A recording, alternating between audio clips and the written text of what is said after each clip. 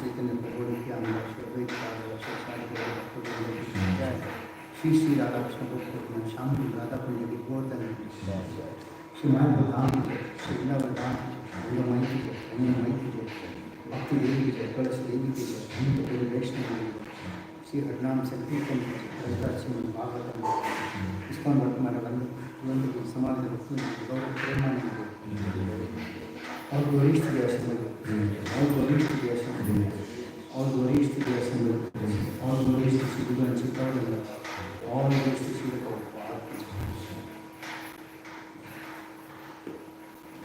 Om Namo Bhagavate Vasudevaya, Om Namo Bhagavate Vasudevaya, Om Namo Bhagavate Vasudevaya, Om Namo Bhagavate Vasudevaya, Om Namo Bhagavate Vasudevaya, Om Namo Bhagavate Vasudevaya,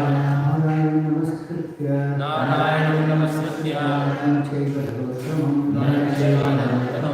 Devi Saraswati Vyasam, Tato Jayami Nashtaprayeshu Patreshu Nityam Bhagavata Sevaya Bhagavati Uttama Sloke Bhaktir Bhavati Nishti. Hare Krishna, welcome you all to the morning class on Sri Chaitanya Mahaprabhu. Chaitanya Mahaprabhu ಬಗ್ಗೆ ತರಗತಿಗೆ ಸ್ವಾಗತ. So, Indian Gaudiya Vaishnavas have a lot of festivals across the year, right from Janmashtami to Radhashtami to Narasimha Chaturdashi, Gaura Purnima, Nityananda Dasi, so forth. ನಾವು ಈ ಗೌಡಿಯ ವೈಷ್ಣವ ಪರಂಪರೆಯಲ್ಲಿ ಜನ್ಮಾಷ್ಟಮಿ, ರಾಧಾಷ್ಟಮಿ, ನರಸಿಂಹ ಚತುರ್ದಶಿ ಅಥವಾ ಗೌರ ಪೂರ್ಣಿಮೆಗೆ ಅನೇಕ ಉತ್ಸವಗಳನ್ನು ಆಚರಿಸ್ತೀವಿ. But the most important of all of these is the forthcoming festival, which is Gaura Purnima, which is the appearance day of Sri Chaitanya Mahaprabhu. ಎಲ್ಲ ಉತ್ಸವಗಳಲ್ಲೂ ತುಂಬ ಮಹತ್ವವಾಗಿದ್ದು ಇನ್ನು ಬರುವಂತಹ ಗೌರ ಪೂರ್ಣಿಮಾ ಶ್ರೀ ಚೈತನ್ಯ ಮಹಾಪ್ರಭುಗಳ ಅವತಾರವಾಗಿರುವುದನ್ನು. In fact, for we Gaudiya Vaishnavas, our new year starts from Gaura Purnima to Gaura Purnima. Unlike we have a calendar year from January to December, Gaudiya Vaishnavas have their year from Gaura Purnima to Gaura Purnima. ಯಾವ ರೀತಿ ಒಂದು English calendar ಜನವರಿಯಿಂದ ಡಿಸೆಂಬರ್ವರೆಗೆ ಇರುತ್ತೆ, ಅದೇ ರೀತಿ ನಮ್ಮ ವೈಷ್ಣವಕ್ಕೆ ಗೌಡಿಯ ವೈಷ್ಣವರಿಗೆ ಗೌರ ಪೂರ್ಣಿಮೆಯಿಂದ ಗೌರ ಪೂರ್ಣಿಮೆವರೆಗೆ ನಮ್ಮ calendar ಇದೆ. So first and foremost, I don't have the qualifications to describe about Sri Chaitanya Mahaprabhu, but mercy of all the Vaishnavas and Vaishnavis present here, I will try to mention whatever is there in the scriptures. ಈ ಶಾಸ್ತ್ರಗಳಲ್ಲಿ ಏನು ಬರೆದರೆ ಅದರ ಬಗ್ಗೆ ಚೈತನ್ಯ ಮಹಾಪ್ರಭುಗಳ ಬಗ್ಗೆ ಅದರ ಬಗ್ಗೆ ಇವತ್ತು ಪ್ರಸ್ತಾಪ ಮಾಡ್ತಾರೆ. Now, regarding Sri Chaitanya Mahaprabhu, there are many books that are there. For example, the most important is Chaitanya Charitamrita, compiled by Krishnadas Kaviraj Goswami. ಚೈತನ್ಯ ಮಹಾಪ್ರಭುಗಳ ಬಗ್ಗೆ ಅನೇಕ ಪುಸ್ತಕಗಳಿವೆ. ಅವುಗಳೆಲ್ಲದರಲ್ಲೂ ಮುಖ್ಯವಾದದ್ದು ಚೈತನ್ಯ ಚರಿತಾಮೃತ, ಕೃಷ್ಣರಾಜ ಕವಿರಾಜ್ ಗೋಸ್ವಾಮಿ ಅವರು ರಚಿಸಿದಂಥದ್ದು. Then we have Chaitanya Bhagavad, that is written by Sri Vrindavan Das Thakura. ಅನಂತರ ಚೈತನ್ಯ ಭಾಗವತ ವೃಂದಾವನ ದಾಸ್ ಠಾಕೂರ್ ಅವರಿಂದ ರಚಿತವಾಗಿದ್ದು. Then we have Chaitanya Mangal, which is written by Lochand Das Thakura. ಅನಂತರ ಚೈತನ್ಯ ಮಂಗಲ ಇದು ಸುಲೋಚನ್ ದಾಸ್ ಠಾಕೂರ್ ಅವರಿಂದ ರಚಿತವಾಗಿದ್ದು. And each one have got their own specialities. Each one has got their own specialities. ಈ ಪ್ರತಿಯೊಂದು ಗ್ರಂಥಗಳು ಕೂಡ ಅವುಗಳದ್ದಾದಂತಹ ವಿಶೇಷತೆ ಇದೆ. Though they are all describing about the pastimes and philosophy of Sri Chaitanya Mahaprabhu, Not one book that compiles everything. They have their own specific importance. ನಾವು ಚೈತನ್ಯ ಮಹಾಪ್ರಭುಗಳ ಲೀಲೆಗಳ ಬಗ್ಗೆ ಅನೇಕ ಪುಸ್ತಕಗಳು ಕೇಳಿದ್ವಿ, ಆದರೆ ಯಾವುದೇ ಒಂದು ಪುಸ್ತಕದಲ್ಲಿ ಎಲ್ಲ ಲೀಲೆಗಳು ಇಲ್ಲ. But Chaitanya Charitamrita is considered to be the foremost for us. ಅಂದರೆ ಚೈತನ್ಯ ಚರಿತಾಮೃತ ಏನಿದೆ ಅದು ನಮಗೆಲ್ಲರಿಗೂ ತುಂಬಾ ಅತ್ಯುನ್ನತವಾಗಿದ್ದು. In fact, it is said that before we try to read and understand Chaitanya Charitamrita, we must understand Srimad Bhagavatam itself. ನಾವು ಚೈತನ್ಯ ಚರಿತಾಮೃತವನ್ನು ಅಧ್ಯಯನ ಮಾಡೋದಕ್ಕಿಂತ ಮುಂಚೆ ಶ್ರೀಮದ್ ಭಾಗವತವನ್ನು ಅಧ್ಯಯನ ಮಾಡಿದ್ದೇವೆ. And it is said that before we understand Srimad Bhagavatam, we must understand Bhagavad Gita itself. ಅದಲ್ಲದೆ ಶ್ರೀಮದ್ ಭಾಗವತವನ್ನು ಅಧ್ಯಯನ ಮಾಡೋದಕ್ಕಿಂತ ಮುಂಚೆ ಭಗವದ್ಗೀತೆಯನ್ನು ನಾವು ಚೆನ್ನಾಗಿ ಅಧ್ಯಯನ ಮಾಡಿದ್ದೇವೆ. So you must understand from this itself how important is Chaitanya Charitamrita itself, and the philosophy, the pastimes are such that one must be fully qualified enough to describe these glories. ಇದರಿಂದ ನಾವು ಅರ್ಥ ಮಾಡ್ಕೋಬಹುದು ಚೈತನ್ಯ ಚರಿತಾಮೃತ ಎಷ್ಟೊಂದು ಪ್ರಮುಖವಾಗಿರುತ್ತದೆ ಅಂತ. ಇದರಲ್ಲಿ ಬರುವಂತಹ ತತ್ವಗಳು ಮತ್ತೆ ಚೈತನ್ಯ ಮಹಾಪ್ರಭುಗಳ ಲೀಲೆಗಳು ಇದೆಲ್ಲವೂ ಕೂಡ ತುಂಬಾ ಅದ್ಭುತವಾಗಿದೆ. So if we look at Lord Krishna appeared in two forms, that is Radha and Krishna, to enjoy the mellows of transcendental loving service between them. ಇಲ್ಲಿ ನಮಗೇನು ಗೊತ್ತಾಗುತ್ತೆ ಅಂದರೆ ಕೃಷ್ಣ, ರಾಧಾ ಮತ್ತು ಕೃಷ್ಣ ಈ ಎರಡು ರೂಪದಲ್ಲಿ ಈ ಅಲೌಕಿಕವಾದಂತಹ ಆಧ್ಯಾತ್ಮಿಕ ಲೀಲೆಯನ್ನು ಸವಿಯಲು ಬರ್ತಾರೆ. So it is Krishna one who multiplies into two, that is Radha and Krishna. So it is Krishna who takes the form of both Radha and Krishna. ಇಲ್ಲಿ ಭಗವಂತ ಕೃಷ್ಣ ರಾಧಾ ಮತ್ತು ಕೃಷ್ಣರ ಎರಡು ಸ್ವರೂಪವನ್ನು ಪಡೆಯುತ್ತಾರೆ. To taste the taste of devotional service, the sweetness of devotional service. ಆ ಭಕ್ತಿ ಸೇವೆಯ ಸವಿಯನ್ನು ಸವಿಯಲಿಕ್ಕೆ ಈ ರೀತಿ ಮಾಡ್ತಾರೆ. Now the same Radha and Krishna combined together to become Sri Chaitanya Mahaprabhu in the form of a devotee. ಈ ರೀತಿಯಾಗಿ ಭಗವಂತ ರಾಧಾಕೃಷ್ಣ ಎರಡು ಒಟ್ಟಾಗಿ ಭಗವಂತ ಚೈತನ್ಯ ಮಹಾಪ್ರಭುಗಳ ರೂಪದಲ್ಲಿ ಆ ಭಕ್ತಿ ಸೇವೆ ಭಕ್ತನಾಗಿ ಅವತಾರ ಮಾಡ್ತಾರೆ. So we will take some references from Sri Chaitanya Charitamrita itself to describe as to how Sri Chaitanya Mahaprabhu is none other than the Supreme Personality of Godhead Himself. ಈಗ ನಾವು ಚೈತನ್ಯ ಚರಿತಾಮೃತದ ಮೂಲಕ ಅಲ್ಲಿ ಯಾವ ರೀತಿಯಾಗಿ ಚೈತನ್ಯ ಮಹಾಪ್ರಭುಗಳು ಸ್ವಯಂ ಭಗವಂತ ಅನ್ನೋದಕ್ಕೆ ಸಾಕ್ಷಿಗಳಿವೆ ಅನ್ನೋದನ್ನು ಇಲ್ಲಿ ಡಿಸ್ಕಸ್ ಮಾಡ್ತೀವಿ. So one is in terms of tattva, he is none other than the Supreme Personality of Godhead Himself. ನಾವು ತತ್ವಕ್ಕೆ ಹೋದಾಗ ಚೈತನ್ಯ ಮಹಾಪ್ರಭುಗಳು ಸ್ವಯಂ ದೇವೋತ್ತಮ ಪರಮ ಪುರುಷರು. At the same time, he plays the role of a devotee of the Lord. ಆದರೆ ಅದೇ ಸಮಯದಲ್ಲಿ ಅವರು ಭಗವಂತನ ಭಕ್ತರಾಗಿ ಆ ಒಂದು ರೋಲನ್ನು ಕೂಡ ನಿಭಾಯಿಸ್ತಾರೆ. So there are few important verses I picked up from Chaitanya Charitamrita in the Adi Leela. It's a very important verse glorifying Sri Chaitanya Mahaprabhu. You don't have to repeat, but I will recite the verse once.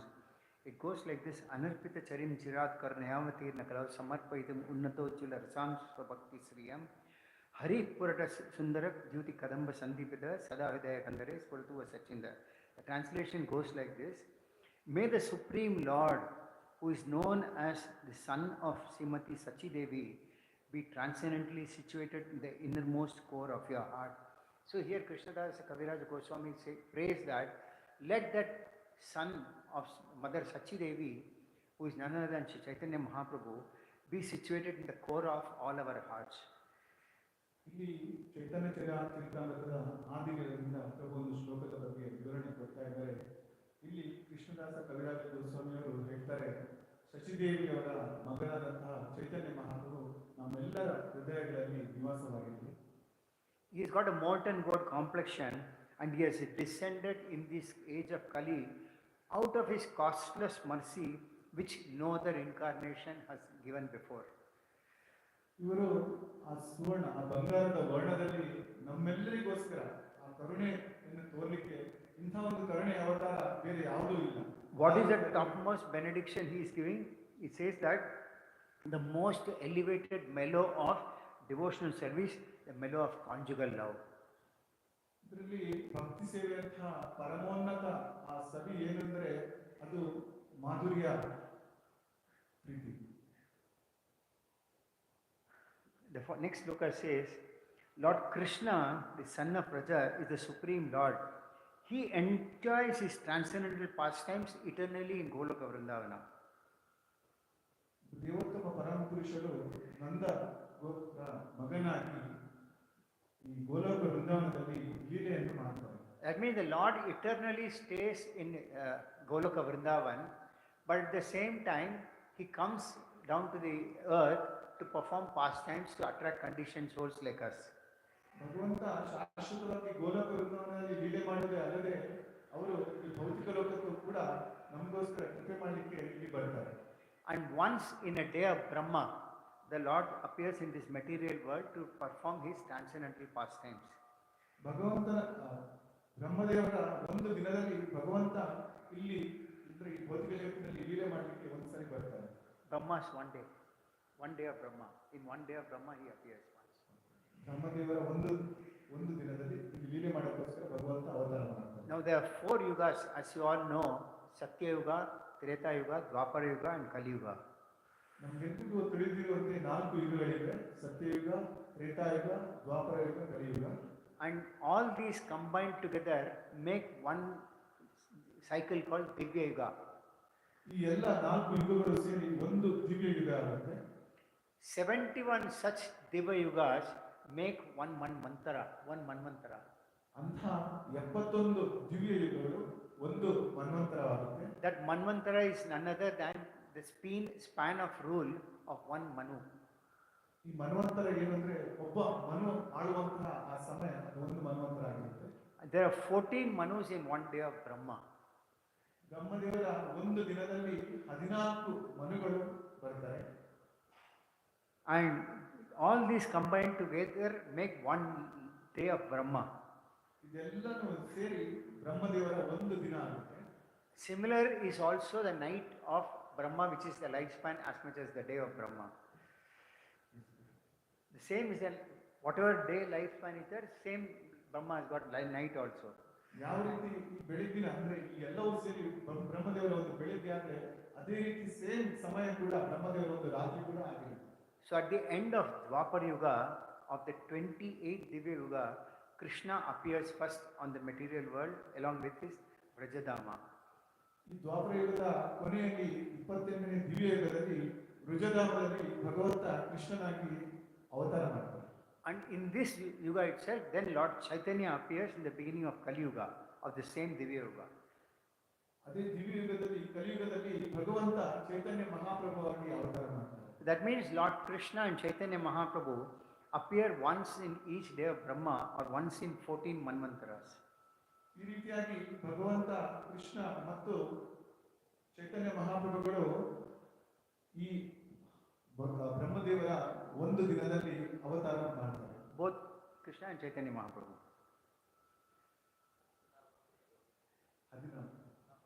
14 ಮನೆಗಳಿಗೆ ಒಂದು ಸಾರಿ ಅವತಾರ ಮಾಡ್ತಾರೆ. So we must be very fortunate to have taken birth here in this earthly planet at a time when both the incarnations have appeared, Lord Krishna himself and then as Sri Chaitanya Mahaprabhu. ಅದರಿಂದ ನಾವೆಲ್ಲರೂ ಕೂಡ ತುಂಬಾ ಅದೃಷ್ಟವಂತರು ಭೌತಿಕ ಜಗತ್ತಿನ ಜನ್ಮ ಪಡೆದಕ್ಕೆ. ಯಾಕೆಂದ್ರೆ ಭಗವಂತ ಕೃಷ್ಣ ಮತ್ತೆ ಚೈತನ್ಯ ಮಹಾಪ್ರಭು ಅವತಾರ ಮಾಡಿದಂತ ಸಮಯದಲ್ಲೇ ನಾವು ಇಲ್ಲಿ ಜನ್ಮ ಪಡೆದಿದ್ದೀವಿ. And Chaitanya Mahaprabhu appeared just a little over 500 years before. ಚೈತನ್ಯ ಮಹಾಪ್ರಭುಗಳು ಸುಮಾರು 500 ವರ್ಷಗಳ ಹಿಂದೆ ಇಲ್ಲಿ ಅವತಾರ ಮಾಡಿದರು. And they released 4 transcendental mellows: Dasya Rasa, Sakya Rasa, Vatsalya Rasa and Madhurya Rasa. Vatsalya Rasa. With the devotees, they released these mellows. There is also a rasa called Shanta Rasa, which is not mentioned, which is not of significant importance in the life of Gaudiya Vaishnavas, because in this Shanta Rasa, the Lord is worshipped with a lot of awe and reverence. That means that He is the Supreme Lord.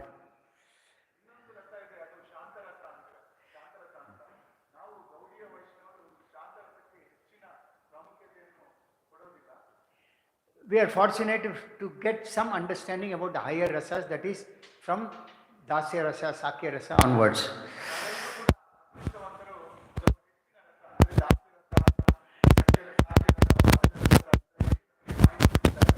So one time, Krishna, after he wound up his pastimes, he started thinking himself.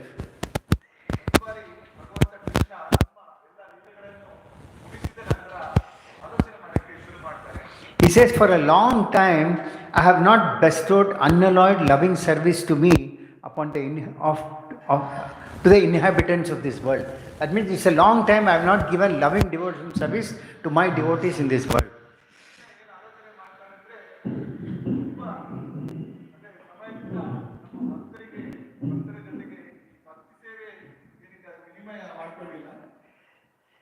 And I have not given that love of Godhead.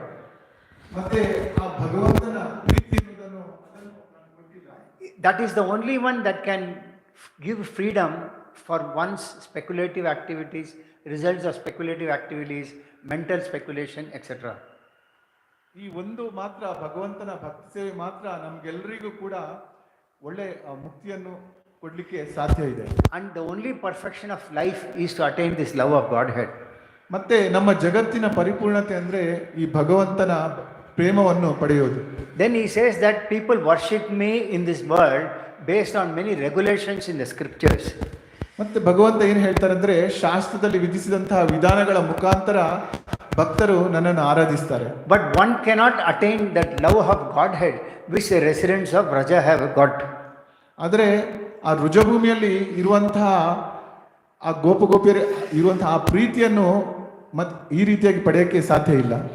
Then he says people generally worship me with lot of opulences and they have lot of awe and reverence for me, but that does not attract me. ಮತ್ತೆ ಕೃಷ್ಣ ಹೇಳ್ತಾರೆ ನನ್ನ ಭಕ್ತರು ನನ್ನನ್ನು ತುಂಬ ಸಂಪತ್ತಿನಿಂದ ಮತ್ತೆ ತುಂಬಾ ಅದ್ಭುತವಾಗಿ ನನ್ನನ್ನು ಪೂಜೆ ಮಾಡ್ತಾರೆ, ಆದರೆ ಅದು ನನ್ನನ್ನು ಅಷ್ಟಾಗಿ ಆಕರ್ಷಿಸುವುದಿಲ್ಲ. By worshipping on those lines one may achieve Vaikuntha. ಆ ರೀತಿಯಾಗಿ ಭಗವಂತನನ್ನು ಆರಾಧಿಸಿದರೆ ನಾವು ವೈಕುಂಠ ಧಾಮವನ್ನು ಪಡೆಯಬಹುದು. And by these they can get different types of 4 types of mukti also, sarupya, samipya, etc.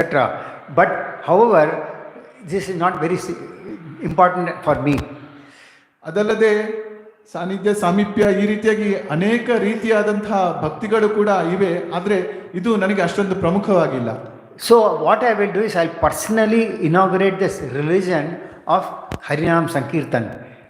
ಆದ್ದರಿಂದ ನಾನು ಸ್ವಯಂ ಖುದ್ದಾಗಿ ಹರಿನಾಮ ಸಂಕೀರ್ತನ ಚಳುವಳಿಯನ್ನು ಪ್ರಾರಂಭಿಸಬೇಕು ಅಂತ ಭಗವಂತ ಆಲೋಚನೆ ಮಾಡಿ. In the age of Satya Yuga, the method of deliverance from the material was meditation for many thousands and thousands of years. ಸತ್ಯಯುಗದಲ್ಲಿ ಒಬ್ಬರು ಮುಕ್ತಿಯನ್ನು ಪಡೆಯಬೇಕಿದ್ರೆ ಅವರು ಧ್ಯಾನವನ್ನು ಮಾಡ್ತಾ ಇದ್ರು. In Tirtha Yuga, people used to perform a lot of sacrifices. ತ್ರೇತಾಯುಗದಲ್ಲಿ ಯಜ್ಞ ಯಾಗಾದಿಗಳನ್ನು ಮಾಡ್ತಾ ಇದ್ರು. And in Dwapara Yuga, people used to undertake temple worship, deity worship. ದ್ವಾಪರ ಯುಗದಲ್ಲಿ ಭಗವಂತನ ಅರ್ಚ ವಿಗ್ರಹ ಆರಾಧನೆ ನಡೀತಾ ಇತ್ತು. But none of these processes are useful in this age of Kali, which is full of quarrel and hypocrisy. ಆದರೆ ಈ ಕಲಿಯುಗದಲ್ಲಿ ಇದು ಯಾವುದೂ ಕೂಡ ಸಾಧ್ಯವಿಲ್ಲ. So it is mentioned in the Shastras that the only means of deliverance for people in this age is chanting the holy name of the Lord. ಅದರಿಂದ ಶಾಸ್ತ್ರಗಳಲ್ಲಿ ಹೇಳಿದೆ, ಈ ಕಲಿಯುಗದಲ್ಲಿ ನಮ್ಮೆಲ್ಲರ ಉದ್ಧಾರವಾಗಬೇಕಾದ್ರೆ ಅದು ಹರಿನಾಮ ಜಪದಿಂದ ಮಾತ್ರ ಸಾಧ್ಯ.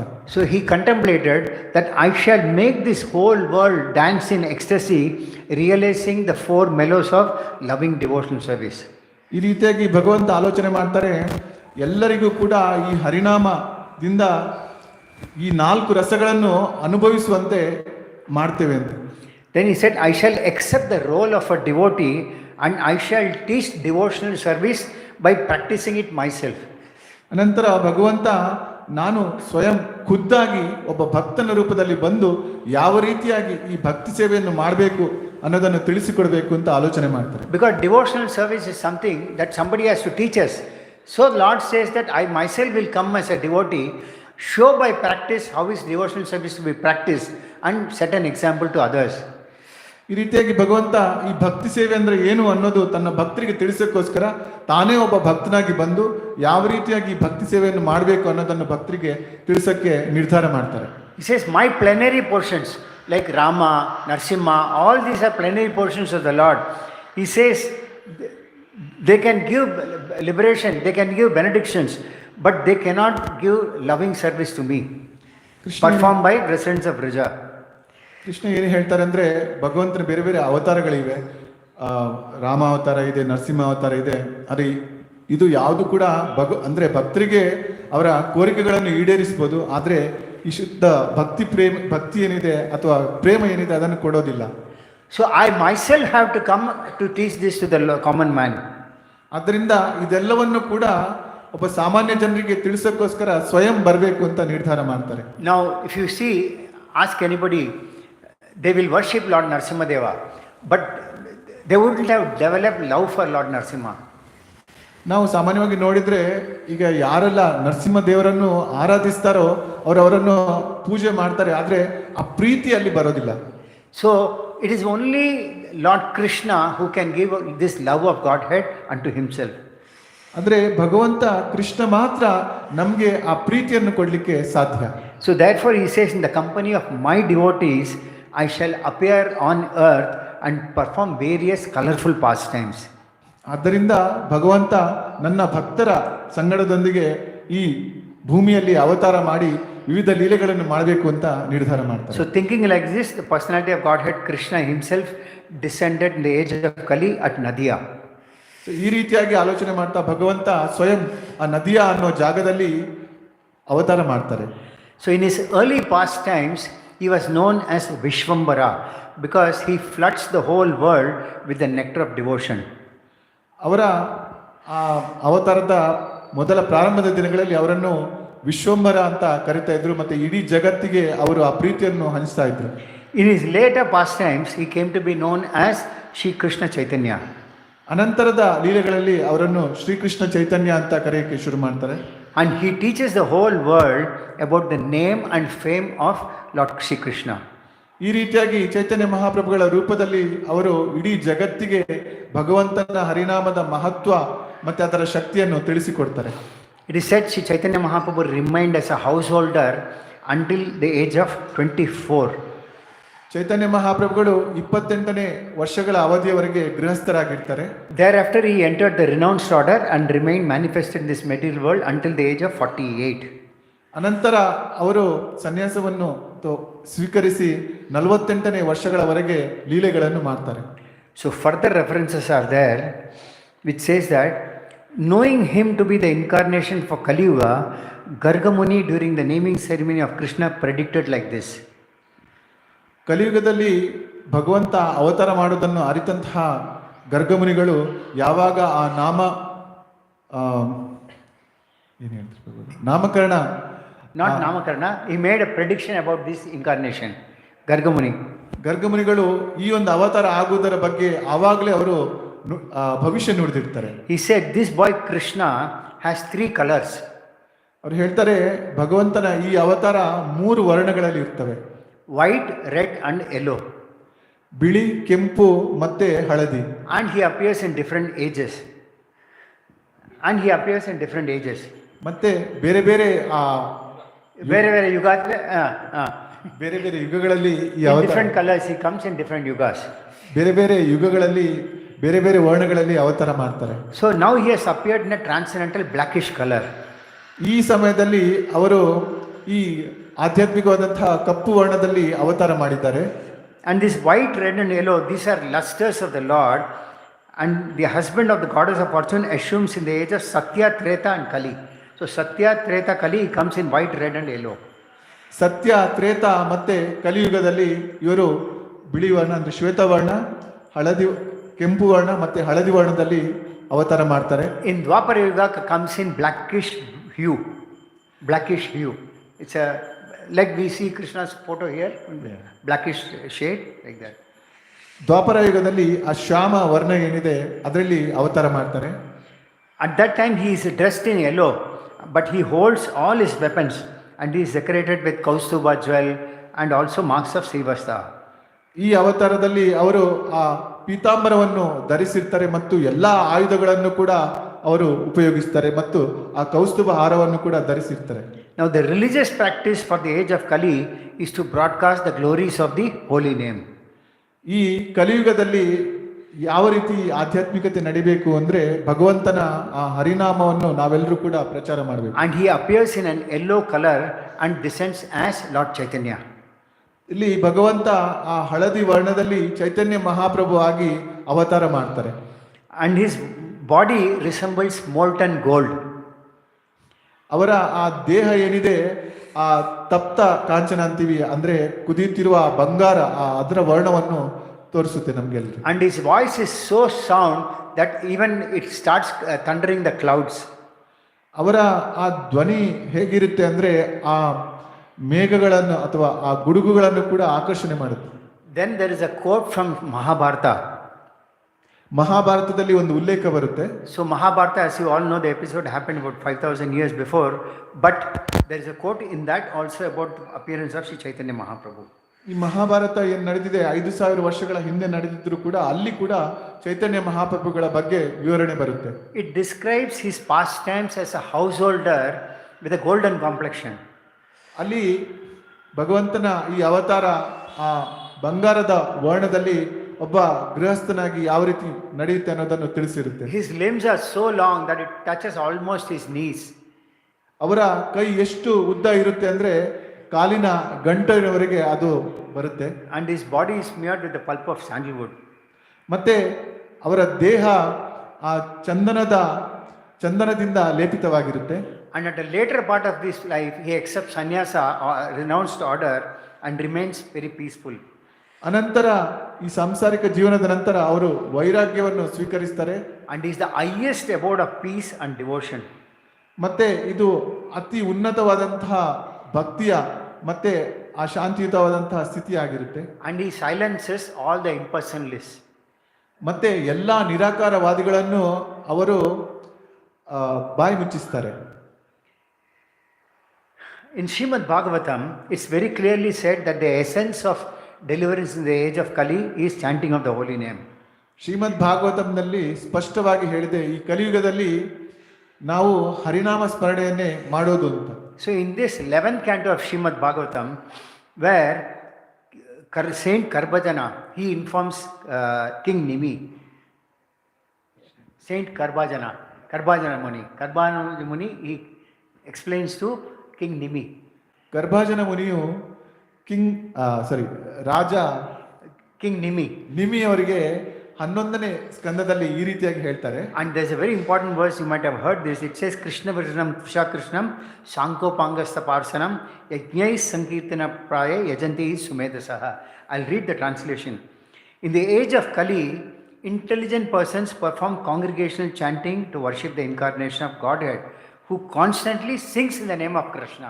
So the translation means that in the age of Kali, who are the intelligent persons who chant the congregational worship of Krishna? ಈ ಕಲಿಯುಗದಲ್ಲಿ ಯಾರು ಬುದ್ಧಿವಂತರು ಅಂದ್ರೆ ಎಲ್ಲರೂ ಜೊತೆಗೂಡಿ ಈ ಭಗವಂತನ ನಾಮವನ್ನು ಯಾರು ಸ್ಮರಣೆ ಮಾಡ್ತಾರೋ ಅವರೇ ಈ ಕಲಿಯುಗದಲ್ಲಿ ಬುದ್ಧಿವಂತರು. Although he is not black in color, but he is Krishna himself. ಭಗವಂತ ಈ ಕಲಿಯುಗದಲ್ಲಿ ಈ ಅವತಾರದಲ್ಲಿ ಅವರ ವರ್ಣ ಆ ಕಪ್ಪು ಅಲ್ಲದಿದ್ರೂ ಕೂಡ ಅವರು ಸಾಕ್ಷಾತ್ ಕೃಷ್ಣನೇ ಆಗಿದ್ದಾರೆ. And he is accompanied by his associates, his servants, weapons and confidential companions. ಅದಲ್ಲದೆ ಭಗವಂತ ತನ್ನ ಭಕ್ತರ ಜೊತೆ ಅಥವಾ ತಮ್ಮ ಆಯುಧಗಳು ಅಥವಾ ತಮ್ಮ ಆಧ್ಯಾತ್ಮಿಕ ಸಂಗತಿಗಳ ಜೊತೆಗೆ ಅವತಾರ ಮಾಡ್ತಾರೆ. In all other ages he carries his weapons like bow, arrow, gada, etc. But in Kali Yuga his weapon is chanting the holy name. ಬೇರೆ ಎಲ್ಲ ಯುಗದಲ್ಲೂ ಕೂಡ ಭಗವಂತ ವಿವಿಧ ಆಯುಧಗಳೊಂದಿಗೆ ಅವತಾರ ಮಾಡಿದ್ರೆ ಈ ಕಲಿಯುಗದಲ್ಲಿ ಈ ಹರಿನಾಮವೇ ಅವರ ಪ್ರಮುಖವಾದಂತಹ ಆಯುಧವಾಗಿರುತ್ತೆ. And Sri Jiva Goswami explains in his Sandarbhas, he says that Krishna Varnam Tusha Krishnam, it means that Krishna Chaitanya and Krishna, they both are non-different. ಇಲ್ಲಿ ಮತ್ತೆ ನಮಗೆ ವಿವರಣೆ ಸಿಗುತ್ತೆ, ಕೃಷ್ಣ ಚೈತನ್ಯ ಮತ್ತೆ ಕೃಷ್ಣ ಇವರಿಬ್ಬರು ಕೂಡ ಬೇರೆ ಬೇರೆ ಅಲ್ಲ ಅಂತ. He says that the name Krishna appears in both Lord Krishna and Lord Chaitanya also.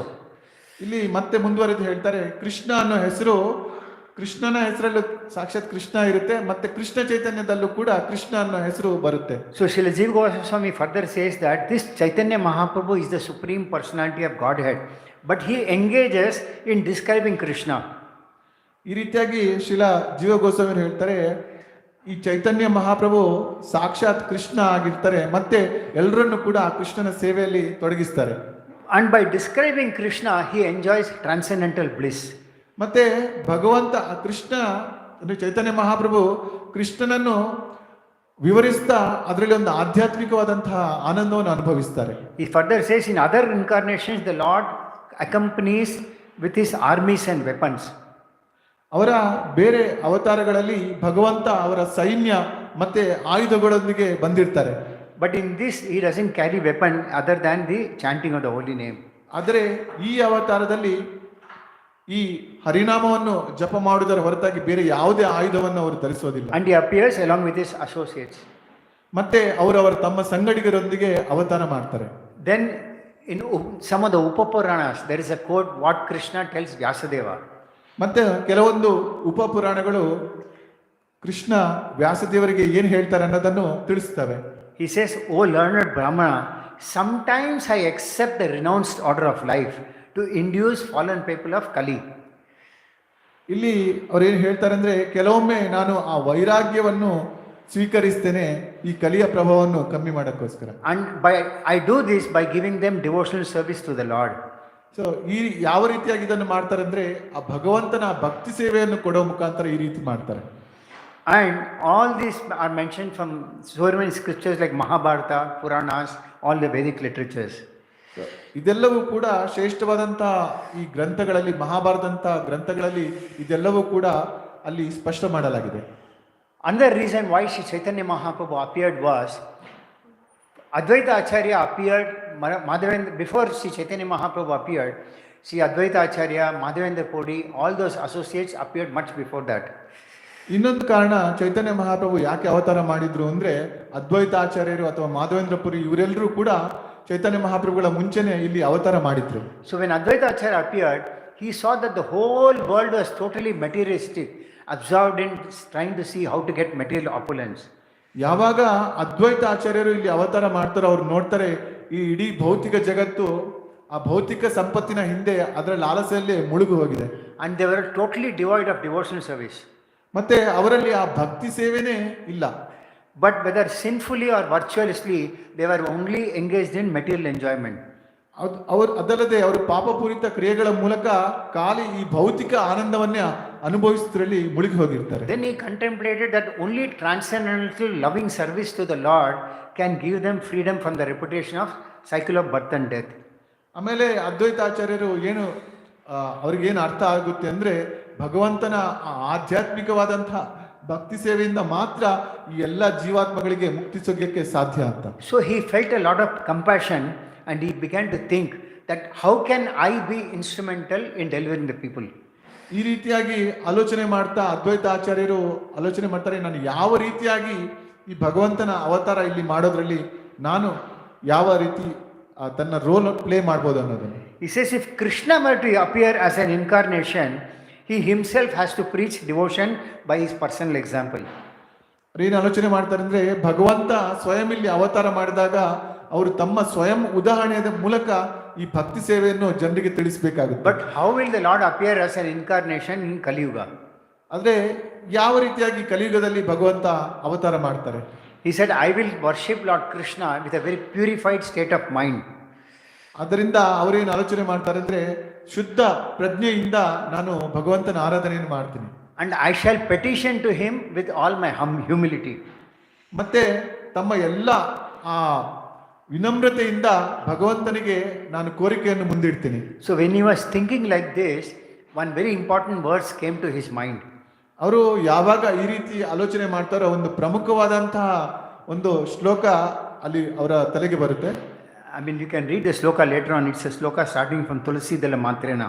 The translation goes like this: Sri Krishna, who is very affectionate to his devotee, self himself to a devotee who offers him merely a tulsi leaf and a palmful of water. So the translation that Krishna, the personality of Godhead, becomes very pleased to his devotee who offers him tulsi and some water.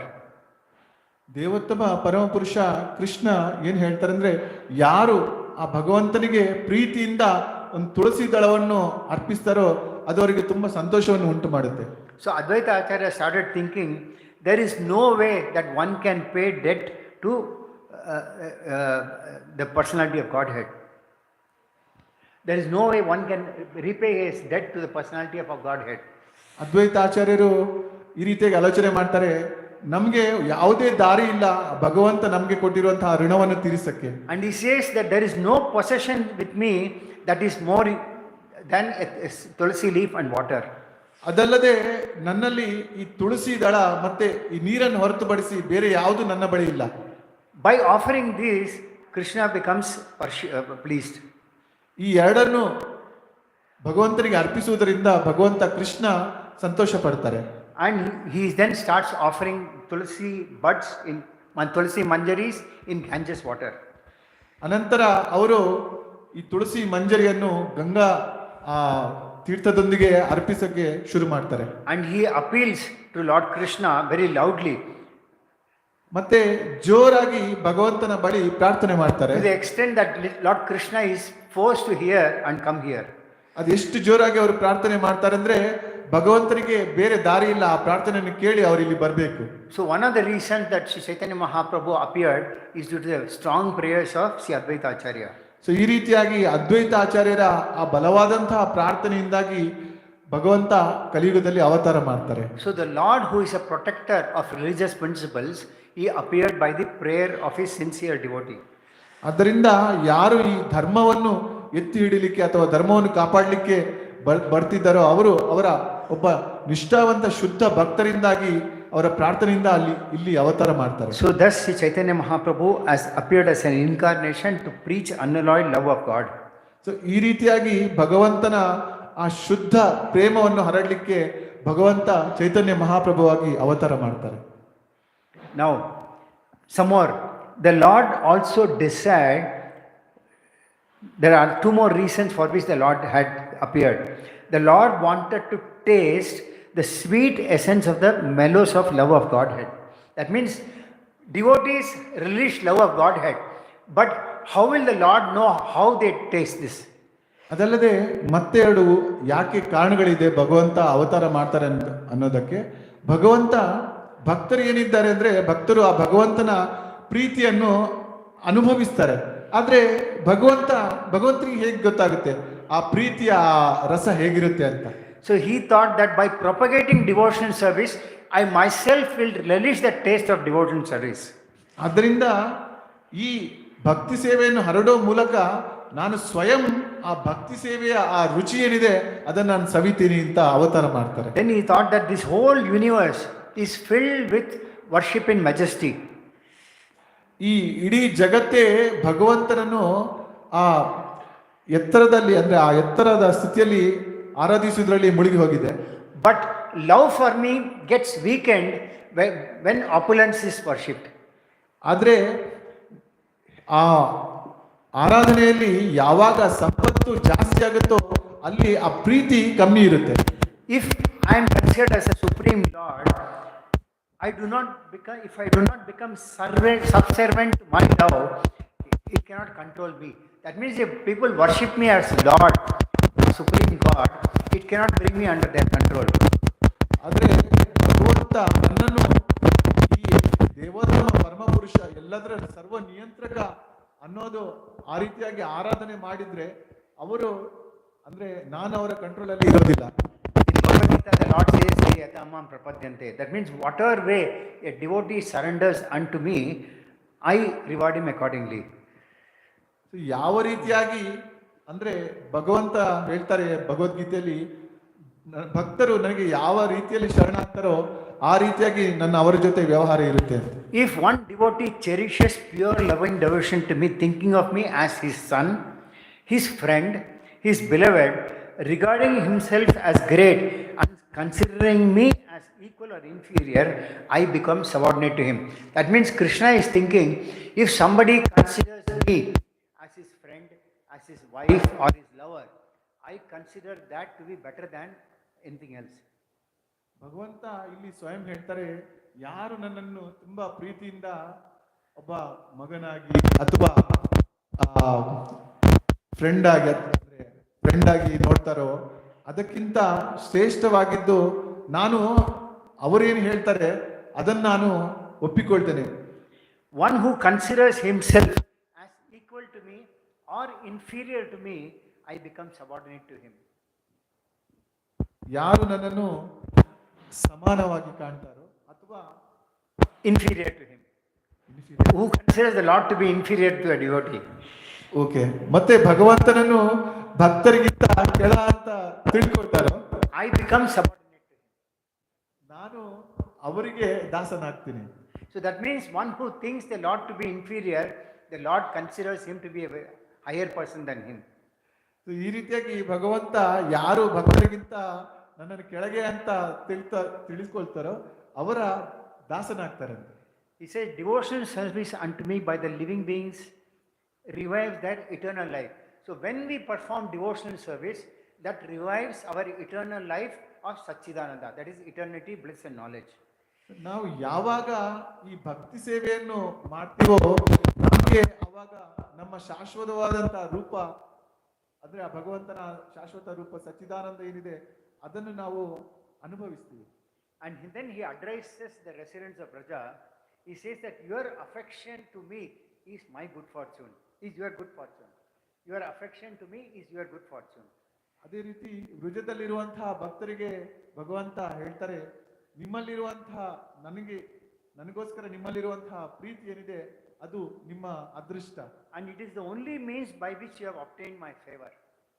ಇದು ಒಂದೇ ದಾರಿ ನೀವು ನನ್ನ ಈ ಪ್ರೀತಿಯನ್ನು ಪಡೆಯುತ್ತಾ ಇದ್ದೀರಾ. That means the Lord is declaring the only way that you can obtain my favor is loving devotional service unto me. ಆದ್ದರಿಂದ ನನ್ನ ಈ ಕೃಪೆಯನ್ನು ಪಡೆಯಲಿಕ್ಕೆ ಒಂದೇ ದಾರಿ ಅಂದ್ರೆ ಆ ಪ್ರೀತಿಪೂರ್ವಕವಾದಂತಹ ಸೇವೆ. He says a mother sometimes binds her son. She nourishes and protects me, thinking me to be helpless. That means a mother thinks that this boy is helpless. Such a mother is very dear to me. ಕೆಲವೊಂದು ಬಾರಿ ಒಂದು ತಾಯಿ ನನ್ನಿಂದ ಏನು ಮಾಡಲಿಕ್ಕೆ ಸಾಧ್ಯ ಇಲ್ಲ ಅಂತ ನನ್ನನ್ನು ಕಟ್ಟಿ ಹಾಕ್ತಾರೆ. ಅಂತಹ ತಾಯಿ ನನಗೆ ತುಂಬಾ ಇಷ್ಟ. Anybody can recollect that Leela? ಯಾವ ಲೀಲೆಯಲ್ಲಿ ನಡೆದಿದೆ ಅಂತ ಯಾರಿಗಾರು? Damodar Leela. Damodar Leela. Then next he says, my friends climb on my shoulders in pure friendship. ನನ್ನ ಸ್ನೇಹಿತರು ನನ್ನ ಭುಜದ ಮೇಲೆ ಆ ಶುದ್ಧವಾದಂತಹ ಆ ಫ್ರೆಂಡ್ಶಿಪ್ ಇರುತ್ತೆ, ಆ ರಸದಲ್ಲಿ ಹತ್ತಾರೆ. And he says that friend says you and me are the same. ಮತ್ತೆ ಆವಾಗ ಅವರ ಸ್ನೇಹಿತರು ಹೇಳ್ತಾರೆ ಭಗವಂತರಿಗೆ ನೀನು ನಾನು ಎಲ್ಲರೂ ಒಂದೇ ಅಂತ. So talking like this, pure devotees attract Krishna. ಈ ರೀತಿಯಾಗಿ ಮಾತಾಡುವ ಮೂಲಕ ಶುದ್ಧ ಭಕ್ತರು ಭಗವಂತ ಕೃಷ್ಣನನ್ನು ಆಕರ್ಷಿಸ್ತಾರೆ. He says, I shall descend and sport in various wonderful ways which are not known even in Vaikuntha. I shall perform such pastimes which are not known even in Vaikuntha. ಭಗವಂತ ಏನು ಆಲೋಚನೆ ಮಾಡ್ತಾರೆ ಅಂದ್ರೆ ವೈಕುಂಠದಲ್ಲಿ ಕೂಡ ಅಂದ್ರೆ ಅಲ್ಲಿ ಕೂಡ ಮಾಡಿಲ್ಲ ಅಂತಹ ಲೀಲೆಗಳನ್ನು ನಾನು ಮಾಡಬೇಕು ಅನ್ನೋದು ಡಿಸೈಡ್ ಮಾಡ್ತಾರೆ. I shall perform such pastimes by which even I am amazed. ನಾನು ಯಾವ ಲೀಲೆಗಳನ್ನು ಮಾಡಬೇಕು ಅಂದ್ರೆ ಆ ಲೀಲೆಗಳನ್ನು ನೋಡಿ ನಾನು ಕೂಡ ಆಶ್ಚರ್ಯಚಕಿತನಾಗಬೇಕು ಅಂತ. He says, I shall taste the essence of all these rasas, and this way I shall favor my devotees also. ಈ ರೀತಿಯಾಗಿ ಈ ಎಲ್ಲ ರಸಗಳನ್ನು ನಾನು ಆಸ್ವಾದಿಸಬೇಕು, ಈ ರೀತಿಯಾಗಿ ನನ್ನ ಭಕ್ತರಿಗೂ ಕೂಡ ನಾನು ಕೃಪೆಯನ್ನು ಮಾಡಬೇಕು ಅಂತ ಆಲೋಚನೆ ಮಾಡ್ತಾರೆ.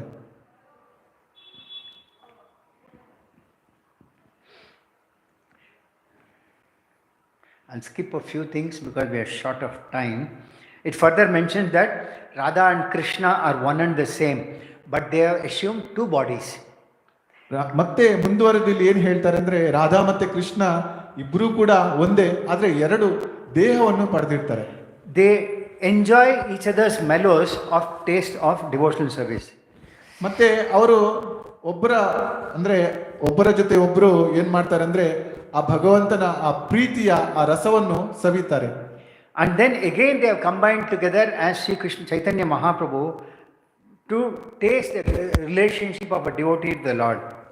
ಅದಲ್ಲದೆ ಮತ್ತೆ ರಾಧಾಕೃಷ್ಣರು ಒಂದಾಗಿ ಚೈತನ್ಯ ಮಹಾಪ್ರಭುಗಳ ರೂಪದಲ್ಲಿ ಭಗವಂತನ ಆ ಭಕ್ತಿ ಸೇವೆ ಏನಿದೆ ಅಥವಾ ಭಕ್ತರ ಜೊತೆ ಇರುವಂತಹ ಸಂಬಂಧವನ್ನು ಸವಿಲಿಕ್ಕೆ ಅವತಾರ ಮಾಡ್ತಾರೆ.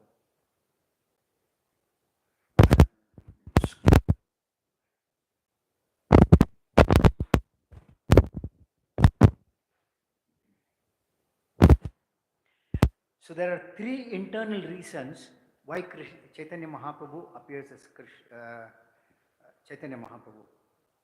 ಅದಲ್ಲದೆ ಭಗವಂತ ಚೈತನ್ಯ ಮಹಾಪ್ರಭುವಾಗಿ ಯಾಕೆ ಇಲ್ಲಿ ಅವತಾರ ಮಾಡ್ತಾರೆ ಅನ್ನೋದಕ್ಕೆ ಮತ್ತೆ 3 ಕಾರಣಗಳಿವೆ.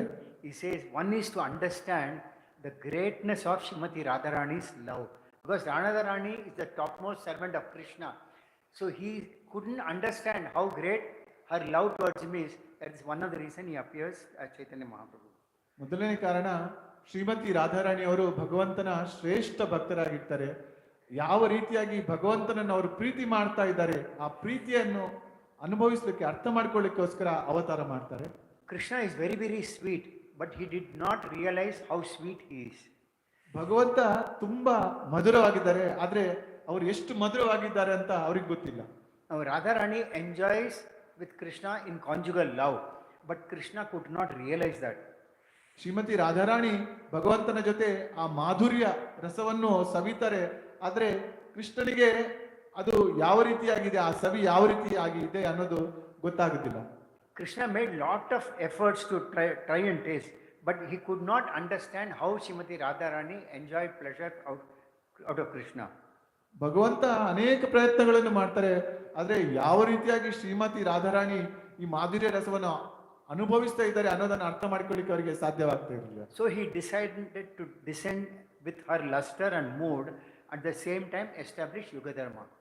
ಆದ್ದರಿಂದ ಏನ್ ಮಾಡ್ತಾರೆ ಅಂದ್ರೆ, ಭಗವಂತ ಆಲೋಚನೆ ಮಾಡ್ತಾರೆ, ಆ ರಾಧಾರಾಣಿಯ ಆ ಭಾವದಲ್ಲಿ ನಾನು ಇಲ್ಲಿ ಅವತಾರ ಮಾಡ್ತೀನಿ ಮತ್ತೆ ಯುಗ ಧರ್ಮವನ್ನು ಸ್ಥಾಪಿಸ್ತೀನಿ ಅಂತ ಆಲೋಚನೆ ಮಾಡ್ತಾರೆ. So the Lord appeared in his 5 features.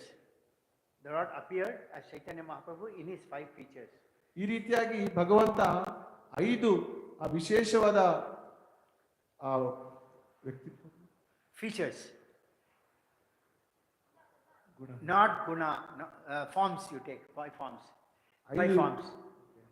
5 ರೂಪಗಳೊಂದಿಗೆ ಚೈತನ್ಯ ಮಹಾಪ್ರಭುವಾಗಿ ಇಲ್ಲಿ ಅವತಾರ So ಮಾಡ್ತಾರೆ. I'll recite this verse which you might have heard. Panchatattvatmakam Krishna Bhaktaru Swarupagam Bhaktavataram Bhaktake Namami Bhakti Shaktigam. The translation is, I offer my obeisances unto Sri Lord Krishna, who is non-different from his features as a devotee, as a devotional incarnation, devotional manifestation, pure devotee and devotional energy. I'll explain this to you. Panchatattvatmakam, that means Krishna says, I offer my obeisances unto that Lord Krishna in his features. He's explaining the features now. So Krishnadasa Kaviraja Goswami ಅವರು ಇಲ್ಲಿ ಹೇಳ್ತಾ ಇದ್ದಾರೆ, ಭಗವಂತನ ಆ ಬೇರೆ ಬೇರೆ ರೂಪಗಳು ಯಾವ ರೀತಿ ಇದೆ ಅನ್ನೋದನ್ನು ಹೇಳ್ತಾರೆ. First is Bhakta Rupa. Bhakta Rupa is a form of a devotee, that is Lord Chaitanya himself. ಮೊದಲನೇದಾಗಿ ಭಕ್ತ ರೂಪ, ಅದರಲ್ಲಿ ಸ್ವಯಂ ಚೈತನ್ಯ ಮಹಾಪ್ರಭುವಾಗಿ. Then Swarupakam is the expansion of a devotee, that is Nityananda Prabhu. ಅನಂತರ ಸ್ವರೂಪಕಂ, ಇಲ್ಲಿ ನಿತ್ಯಾನಂದ ಪ್ರಭುವಾಗಿ ಭಗವಂತ ವಿಸ್ತರಣೆಗೊಳ್ತಾರೆ. The third one is Bhaktavataram, is incarnation of a devotee as Advaita Acharya. ಅನಂತರದ ಸ್ವರೂಪ ಭಕ್ತಾವತಾರಂ, ಇದರಲ್ಲಿ ಅದ್ವೈತ ಆಚಾರ್ಯರಾಗಿ ಅವರು ತಮ್ಮನ್ನು ವಿಸ್ತರಣೆಗೊಳ್ತಾರೆ. Bhaktakyam, as a devotee of Krishna himself, as Srivasa Thakura, who was actually Narad Muni in his previous pastimes as Krishna. ಭಕ್ತಾಕ್ಯಂ, ಈ ರೂಪದಲ್ಲಿ ಶ್ರೀವಾಸ ಠಾಕೂರರಾಗಿ, ಶ್ರೀವಾಸ ಠಾಕೂರರು ಬೇರೆ ಯಾರು ಅಲ್ಲ, ಅವರ ಹಿಂದಿನ ಇದರಲ್ಲಿ ಅವರು ನಾರದ ಮುನಿ ಆಗಿರ್ತಾರೆ, ಆ ರೀತಿಯಾಗಿ ವಿಸ್ತರಣೆ ಮಾಡ್ಕೋತಾರೆ. And Namami Bhakti Shaktikam, which is energy of the Lord, that is Gadadhara Pandita. Shaktikam, that is Gadadhara Pandita, who is Radharani himself. ಅನಂತರ ವಿಸ್ತರಣೆ ಯಾವುದು ಅಂದ್ರೆ ನಮಾಮಿ ಭಕ್ತಿ ಶಕ್ತಿಕಂ ಅಂತ, ಇದರಲ್ಲಿ ಗದಾಧರ ರೂಪದಲ್ಲಿ ಅದು ಬೇರೆ ಯಾರು ಅಲ್ಲ, ರಾಧಾರಾಣಿ ರೂಪ ಆಗಿರುತ್ತೆ, ಈ ರೀತಿಯಾಗಿ ವಿಸ್ತರಣೆ ಮಾಡ್ತಾರೆ. So Krishna came as Chaitanya Mahaprabhu, Balarama became Nityananda Prabhu, Advaita Acharya was a combined incarnation of Mahavishnu and Lord Shiva, Gadadhara Pandit was Srimati Radharani, and Srivas Pandita was none other than Narad Muni. So ಈ ರೀತಿಯಾಗಿ ಭಗವಂತ ಸ್ವಯಂ ಚೈತನ್ಯ ಮಹಾಪ್ರಭುವಾಗಿ, ಅನಂತರ ಬಲರಾಮ್ ದೇವರು ನಿತ್ಯಾನಂದ ಪ್ರಭುವಾಗಿ, ಅದ್ವೈತ ಆಚಾರ್ಯರು ಮಹಾವಿಷ್ಣು ಮತ್ತೆ ಶಿವನಾಗಿ, Srivasa Pandita was Narad Muni. Srivasa ಪಂಡಿತರು ನಾರದ ಮುನಿಯಾಗಿ, ಅದಲ್ಲದೆ ಗದಾಧರ ರೂಪದಲ್ಲಿ ಶ್ರೀಮತಿ ರಾಧಾರಾಣಿಯಾಗಿ ಭಗವಂತ ಅವತಾರ ಮಾಡ್ತಾರೆ. though they are all 5 different forms, they are all one and the same. That is what the verse says. ಈ There is no ಎಲ್ಲ difference between them. ಈ ಎಲ್ಲ ರೂಪಗಳು ಬೇರೆ ಬೇರೆ ಆದ್ರೂ ಕೂಡ ಅವರ ಮಧ್ಯೆ ಯಾವುದೇ ವ್ಯತ್ಯಾಸ ಇರಲಿಲ್ಲ. I will try and go through some of the pastimes for the next 15 minutes that we have. These are from Sri Chaitanya Bhagavat. ಚೈತನ್ಯ ಭಾಗವತದಲ್ಲಿ ಬಂದಿರುವಂತಹ ಮತ್ತೆ ಕೆಲವು ಲೀಲೆಗಳ ಬಗ್ಗೆ ಸ್ವಲ್ಪ ಪ್ರಭು ಡಿಸ್ಕಸ್ ಮಾಡ್ತಾರೆ. So before Sri Chaitanya Mahaprabhu appeared, Lord Brahma and other demigods also came. That means whenever the Lord appears with his associates. So ಯಾವಾಗ ಭಗವಂತ ಅವತಾರ ಮಾಡ್ತಾರೋ ಅವ್ರು ಒಬ್ಬರೇ ಬರೋದಿಲ್ಲ, ಅವರ ಸಂಗಡಿಗರು ಅವರೊಂದಿಗೆ ಅವತಾರ ಮಾಡ್ತಾರೆ. So on a full moon night in the month of Falguna, Sri Chaitanya Mahaprabhu appeared. Phalguna ಮಾಸದ ಹುಣ್ಣಿಮೆಯ ದಿನದಂದು ಚೈತನ್ಯ ಮಹಾಪ್ರಭು ಅವತಾರ ಮಾಡ್ತಾರೆ. That full moon light was the summum bonus of all the holy places of the entire cosmic manifestation. That means that full moon night was so bright, it had the auspiciousness of all the holy places in the entire world. ಆ ಹುಣ್ಣಿಮೆಯ ದಿನದಂತಹ ಆ ಬೆಳಕು ಎಷ್ಟೊಂದು ಪ್ರಖರವಾಗಿತ್ತು ಅಂದ್ರೆ ಇಡೀ ಈ ಜಗತ್ತಿನಲ್ಲಿರುವಂತಹ ಪವಿತ್ರ ಸ್ಥಾನಗಳಂತ ಇರುವಂತಹ ಆ ಒಂದು ಪವಿತ್ರತೆ ಆ ಬೆಳಕಿನಲ್ಲಿತ್ತು. So the Lord arranged a lunar eclipse at the time of his birth. Here, Lord can have anything. So the Lord arranged the lunar eclipse at the time of his birth. ಭಗವಂತ ಯಾವಾಗ ಆ ಅವತಾರ ಮಾಡ್ತಾರೋ ಆ ದಿನ ಏನ್ ಮಾಡ್ತಾರೆ ಅಂದ್ರೆ ಚಂದ್ರಗ್ರಹಣ ಆಗುವಂತೆ ಒಂದು ವ್ಯವಸ್ಥೆ ಮಾಡ್ತಾರೆ. So upon seeing that lunar eclipse, the residents of Navadvipa began to loudly chant the Lord's holy name and other making auspicious sounds with mridanga, kartal, etc. ಯಾವಾಗ ಆ ಚಂದ್ರಗ್ರಹಣ ಆಗುತ್ತೋ ಆವಾಗ ಈ ನವದ್ವೀಪದಲ್ಲಿರುವಂತಹ ಎಲ್ಲಾ ಭಕ್ತರು ಜೋರಾಗಿ ಹರಿನಾಮವನ್ನು ಮಾಡ್ತಾರೆ ಮತ್ತು ವಿಧ ವಿಧವಾದಂತಹ ಕರತಾಳ ಇವುಗಳನ್ನೆಲ್ಲ ನುಡಿಸ್ತಾರೆ. Millions of devotees congregated on the banks of Ganges for chanting the holy name of the Lord. ಈ ರೀತಿಯಾಗಿ ಅನೇಕ ಭಕ್ತರೆಲ್ಲರೂ ಕೂಡ ಆ ಗಂಗಾ ನದಿಯ ತೀರದಲ್ಲಿ ಸೇರ್ಕೊಂಡು ಭಗವಂತನ ನಾಮವನ್ನು ಜಪಿಸಕ್ಕೆ ಶುರು ಮಾಡ್ತಾರೆ. And this sound was so powerful that it penetrated the entire universe and went to Brahmaloka. ಈ ಎಲ್ಲರೂ ಸೇರಿ ಮಾಡಿದಂತಹ ಹರಿನಾಮ ಅದು ಎಷ್ಟು ಜೋರಾಗಿತ್ತು ಅಂದ್ರೆ ಈ ಎಲ್ಲಾ ವಿಶ್ವಗಳನ್ನು ತೂರ್ಕೊಂಡು ಬ್ರಹ್ಮಲೋಕದವರೆಗೆ ಅದು ಕೇಳಿಸ್ತಾ ಇತ್ತು. So all the great devotees prayed, such great joy is there, maybe the Supreme Lord Krishna is appearing. ಅದರಿಂದ ಎಲ್ಲರೂ ಏನ್ ತಿಳ್ಕೊಳ್ತಾರೆ ಅಂದ್ರೆ ಈ ರೀತಿಯಾಗಿ ಏನ್ ನಡೀತಿದೆ ಈ ವಾತಾವರಣ ಖಂಡಿತವಾಗ್ಲೂ ಭಗವಂತ ಅವತಾರ ಮಾಡಿದ್ದಾರೆ. And the only sound that was heard in the entire world was Hari, Hari, Hari. ಈ ಇಡೀ ಜಗತ್ತಿನಲ್ಲಿ ವಿಶ್ವದಲ್ಲಿ ಕೇವಲ ಒಂದೇ ಒಂದು ಸ್ವರ ಕೇಳಿಸ್ತಾ ಇತ್ತು, ಹರಿ ಹರಿ ಹರಿ ಅಂತ. And the demigods showered lot of flowers from the heavenly planets. ಆ ಸಮಯದಲ್ಲಿ ದೇವತೆಗಳು ಬೇರೆ ಬೇರೆ ಆ ಲೋಕಗಳಿಂದ ಹೂವುಗಳ ಪುಷ್ಪ ಮಳೆಯನ್ನು ಸುರಿಸ್ತಾರೆ. Rahu eclipsed the moon and he subdued or inundated and subdued the darkness of Kali Yuga.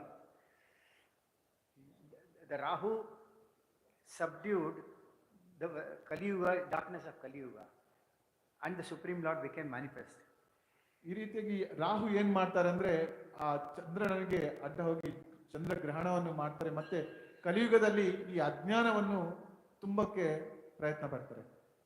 And the residents of Navadvipa became freed from all sorrows just by seeing the beauty of the Lord and the happiness.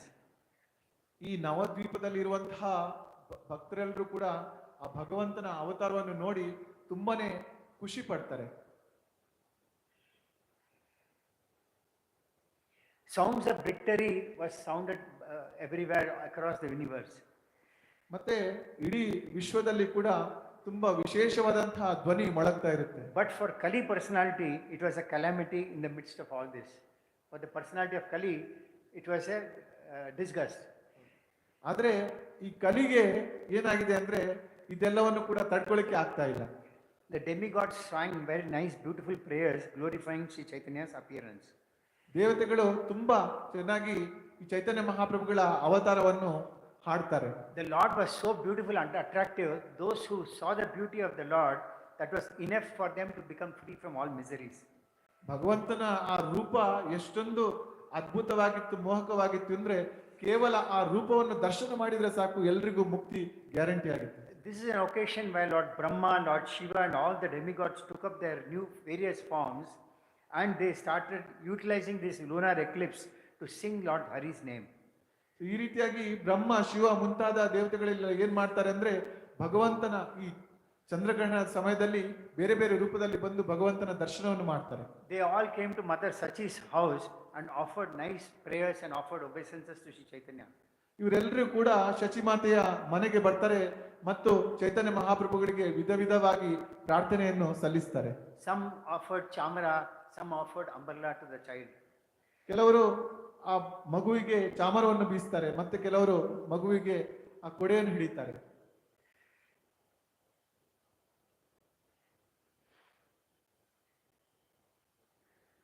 The whole of Navadvip was filled with demigods amongst chanting of the loudly chanting of the holy names. ಇಡೀ ನವದ್ವೀಪ ದೇವತೆಗಳಿಂದ ತುಂಬಿ ಹೋಗಿತ್ತು, ಮತ್ತೆ ಭಗವಂತನ ಆ ಹರಿನಾಮ ಸ್ಮರಣೆಯಿಂದ ಅಲ್ಲೆಲ್ಲವೂ ಕೂಡ ಇಡೀ ನವದ್ವೀಪದಲ್ಲಿ ಹರಿನಾಮ ಸ್ಮರಣೆ ಮೊಳಗ್ತಾ ಇತ್ತು. Then comes the next pastime, that is a horoscope of Sri Chaitanya Mahaprabhu. ಇನ್ನು ಚೈತನ್ಯ ಮಹಾಪ್ರಭುಗಳ ಆ ಜಾತಕ ಯಾವ ರೀತಿ ಇತ್ತು ಅನ್ನೋದು ನಾವು ತಿಳ್ಕೊಳ್ಳೋಣ. Even before the Lord appeared, the Lord manifested a chanting of the holy name and made everybody chant. ಈ ರೀತಿಯಾಗಿ ಭಗವಂತ ಅವತಾರ ಮಾಡೋದಕ್ಕಿಂತ ಮುಂಚೆನೆ ಎಲ್ಲರೂ ಕೂಡ ಆ ಹರಿನಾಮ ಸ್ಮರಣೆ ಮಾಡುವುದಾಗಿ ಅಂದ್ರೆ ಮಾಡ್ಲಿಕ್ಕೆ ಅವಕಾಶ ಮಾಡಿಕೊಡ್ತಾರೆ. And Lord made everyone to go to the bank of Ganges, take bath and chant the names. ಅದಲ್ಲದೆ ಆ ನವದ್ವೀಪದಲ್ಲಿರುವಂತಹ ಎಲ್ಲಾ ಭಕ್ತರನ್ನು ಕೂಡ ಗಂಗಾ ನದಿಯ ತೀರದಕ್ಕೆ ಹೋಗಿ ಅಲ್ಲಿ ಸ್ನಾನ ಮಾಡಿ ಭಗವಂತನ ನಾಮಸ್ಮರಣೆ ಮಾಡೋ ತರ ವ್ಯವಸ್ಥೆ ಮಾಡ್ತಾರೆ. Many relatives, Chaitanya Mahaprabhu's father was Jagannath Mishra and his mother was Sachi Devi. Many relatives came there to see the beautiful form of the Lord and they were all very ecstatic. ಚೈತನ್ಯ ಮಹಾಪ್ರಭುಗಳ ತಂದೆ ಜಗನ್ನಾಥ್ ಮಿಶ್ರಾ ಆಗಿರ್ತಾರೆ, ಮತ್ತೆ ತಾಯಿ ಶಚಿದೇವಿ ಆಗಿರ್ತಾರೆ. ಇವರ ಎಲ್ಲರೂ ಆ ಸಂಬಂಧಿಕರು ಕೂಡ ಆ ಮಗುವಿನ ಸುಂದರವಾದ ರೂಪ ನೋಡ್ಲಿಕ್ಕೆ ಅಲ್ಲಿ ಬಂದಿರ್ತಾರೆ. So Nilambar Chakravarti, who was Sachi Devi's father, he found the horoscope and he found some very it was beyond his description. Neelambara ಚಕ್ರವರ್ತಿ ಇವರು ಶಚಿಮಾತೆಯ ಅವರ ತಂದೆ ಆಗಿರ್ತಾರೆ. ಅವರು ಆ ಭಗವಂತನ ಆ ಜಾತಕ ಏನಿದೆ ಅದನ್ನು ನೋಡ್ತಾರೆ. He says in Bengal, he says that someday a great king will be born in Bengal as a Brahmin's son. Someday a great king will be born as a Brahmin's son. ಅವ್ರು ಏನ್ ಹೇಳ್ತಾರೆ ಅಂದ್ರೆ ಯಾವುದೋ ಒಂದು ದಿನ ಒಬ್ಬ ಶ್ರೇಷ್ಠವಾದಂತಹ ರಾಜ ಒಬ್ಬ ಬ್ರಾಹ್ಮಣನ ಮಗನಾಗಿ ಜನ್ಮ ಪಡಿತಾರೆ. And it is this child. ಅದು ಈ ಮಗು. And in presence of all this, Nilambara Chakravarti, he started explaining.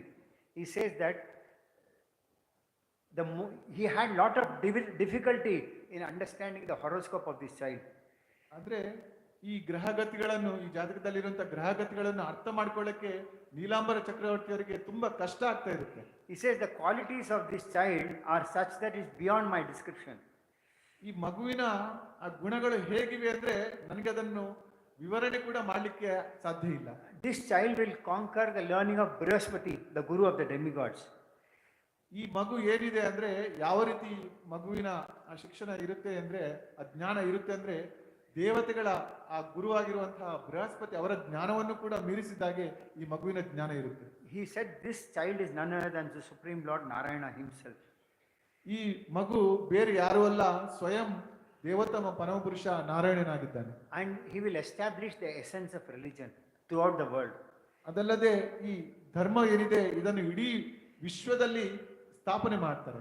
And he will give such gift which is desirable even by Brahma, Shiva and everyone. He will give such a gift which is desirable even for Lord Brahma and Lord Shiva. ಈ ಬ್ರಹ್ಮದೇವರು ಅಥವಾ ಶಿವದೇವರು ಇವರು ಕೂಡ ಆಸೆ ಪಡುವಂತಹ ಆ ಉಡುಗೊರೆಯನ್ನು ಇವರು ಕೊಡ್ತಾರೆ. What to talk about ordinary man, even a hardcore atheist will worship the lotus feet of this child. ಸಾಮಾನ್ಯ ಮನುಷ್ಯರ ಬಗ್ಗೆ ಹೇಳೋದೇನು, ಅದೆಷ್ಟೊಂದು ಆ ದೇವರ ಬಗ್ಗೆ ನಾಸ್ತಿಕರು ಕೂಡ ಭಗವಂತನನ್ನು ಈ ರೂಪದಲ್ಲಿ ಆರಾಧಿಸ್ತಾರೆ. He is a personification of Bhagavata Dharma himself. ಅವರು ಸ್ವಯಂ ಇಡೀ ಭಾಗವತ ಧರ್ಮದ ಸ್ವರೂಪವಾಗಿರ್ತಾರೆ.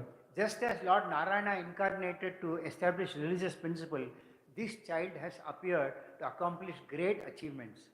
ಯಾವ ರೀತಿಯಾಗಿ ನಾರಾಯಣ ಅವತಾರ ಮಾಡ್ತಾರೆ ಧರ್ಮವನ್ನು ರಕ್ಷಿಸಲಿಕ್ಕೆ, ಅದೇ ರೀತಿಯಾಗಿ ಈ ಸ್ವರೂಪ ಕೂಡ ಅನೇಕ ಸಾಧನೆಗಳನ್ನು ಮಾಡುತ್ತೆ. So Nilambar Chakravarti spoke this much, and after that he couldn't speak. ಇಷ್ಟು ಹೇಳಿದ ನಂತರ ನೀಲಾಂಬರ ಚಕ್ರವರ್ತಿಯವರಿಗೆ ಮತ್ತೆ ಏನು ಹೇಳಕ್ಕೂ ಅವರಿಗೆ ಮಾತನಾಡಲಿಕ್ಕೆ ಸಾಧ್ಯವಾಗ್ತಿರ್ಲಿಲ್ಲ.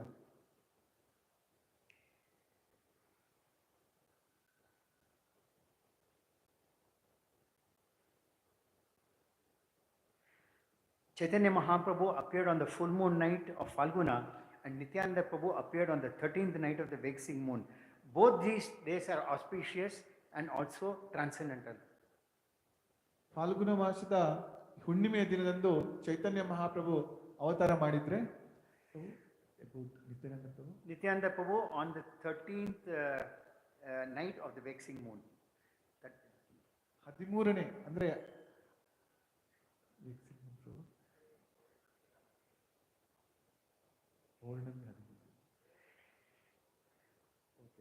ತ್ರಯೋದಶಿ ದಿನದಂದು ನಿತ್ಯಾನಂದ ಪ್ರಭು ಅವತಾರ ಆಗುತ್ತೆ.